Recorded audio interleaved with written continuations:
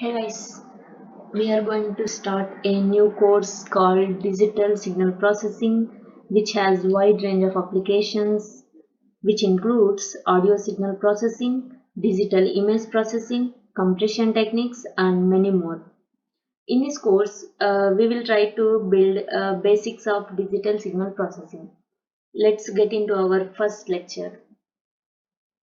Today's topics or signal processing definition, what is meant by analog and digital signal processing, what is the frequency domain of any signal, and some important parameters of a signal, that are amplitude, magnitude, and power of a signal. First, what is signal processing? Signal processing is nothing but analyzing time varying physical process. For example, let's take a real life example that we are recording temperature at any particular place throughout the day. Here, temperature is varying with time, so this process is time varying physical process. There are many more applications of signal processing. I just took up an example of recording a temperature at any particular place. And if we plot temperature values with respect to time, we will get analog signal. Now we'll see what are two important domains of signal processing. First one is analog signal processing and second one is digital signal processing. Analog signal processing is nothing but dealing with signals which are continuous in time and takes continuous values of amplitude. Most of the signals which we will get are analog signals. We have to convert them into digital signals to process them using laptops or computers or some signal processing chips, etc. Before that, prior to 1980s, we used analog computers. These computers solved linear differential equations by means of connecting physical, that is, electronic differentiators and integrators. But the flexibility and speed of modern day digital computers have dominated analog computers. So, we made transition from analog signal processing to digital signal processing. Now let's understand what is the process of converting analog signal to digital signal. We have analog signal. We have recorded analog signal. Next we'll feed this signal to a sampler. It is an electronic device. The function of sampler is to take samples from analog signal in regular interval of time. That means if we are taking sampling period as 1 second, the gap between two successive samples is 1 second, and this gap is 1 second throughout the signal. It should not change, and the output of the sampler is discrete time signal. In this step, the signal is not completely discretized. It is only discrete with respect to time. To completely discretize the signal, there is another step we have to apply. That is to feed this signal, discrete time signal, to a quantizer. What does this quantizer do? The process is we call it as quantization.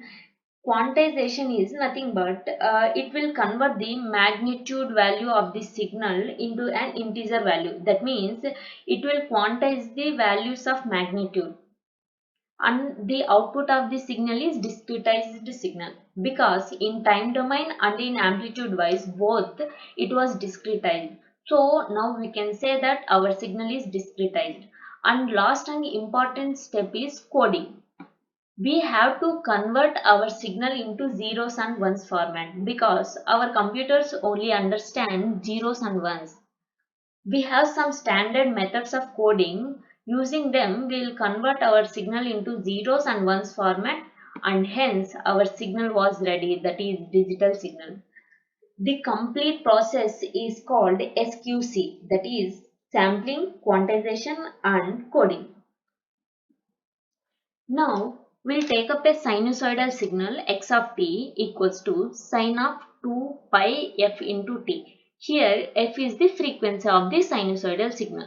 And now we'll convert this signal into discrete time signal by taking samples from continuous signal.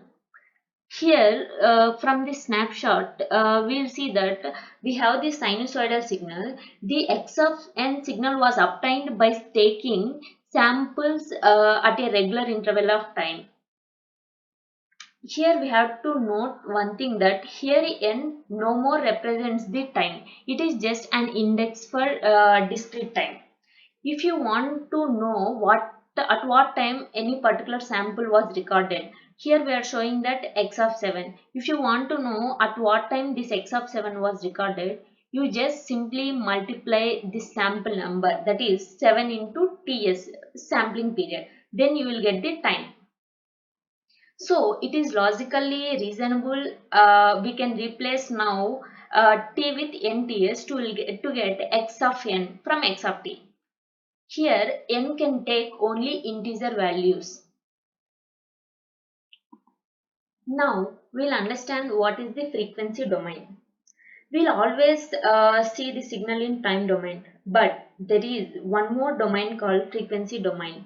It is like looking the signal in different way, that is with respect to frequency. If we are converting the signal from time domain to frequency domain, we are not changing its properties.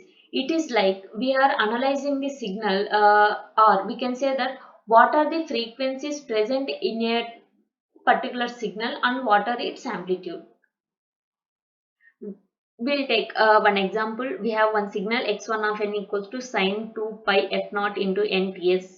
I hope that you recognized it as a discrete time signal, and x2 of n is also one discrete time signal with amplitude 0.4, and it is a sinusoidal signal with frequency 2 times f naught. And third signal x of n is a superposition of x1 of n and x2 of n. Here we can see that first signal x1 of n, if we convert this into frequency domain. And one more thing I forgot is we have a standard and a popular tool called Fourier, which will help us to convert time domain signal into frequency and frequency domain signal into time. We can do both with Fourier. It is just a mathematical tool. We'll see about this Fourier in coming lectures in detailed fashion. Now let's come into topic. We have x1 of n signal. If we convert this into frequency domain, what we will get? It looks like at f naught frequency, the amplitude is 1. That means our x1 of n signal has only one frequency component f naught, and its amplitude value is 1. And second signal x2 of n. Here we have x2 of n with amplitude 0.4 and frequency 2f0. That is what frequency domain is telling us. And in third picture, we will see that it is a composition of x1 of n and x2 of n. So it is giving us that frequency, it is containing two frequencies. One is f0 and one is 2f0 with respected amplitudes 1 and 0.4. Next, we'll see important parameters of the signal: amplitude, magnitude and power. Most of the times we'll use amplitude and magnitude interchangeably, but there is a minute difference. We'll see it. Amplitude. It is the measure of how far and in what direction the variable differs from zero. In what direction means, I mean to say that we should be keen about whether it is positive or negative. It can take any values. That means it should be positive or negative or 0. Plus 2, that means if a signal at time 3 seconds or whatever, at any time, it has some 3 amplitude, it has some magnitude of 3, amplitude of 3, and at another instant it has an amplitude of -3. That means that both amplitudes are not same. One is +3 and one is -3. But in case of magnitude, both are same. That means in magnitude we are only concerned about how far regardless of its direction. So it can take only positive or zeros, no negative values in magnitude. In previous slide, we have seen a discrete time version of sine. If we convert it into magnitude wise, we have to just flip with respect to x axis, that means time axis, because magnitude only take positive or zero values. And last topic is power of a signal. We can calculate power of a signal in time domain and frequency domain. Most of the times we are interested in finding power in frequency domain. In time domain or frequency domain, the power we can calculate it by the power square of its magnitude value. And here I have shown power only in terms of frequency domain. We'll see.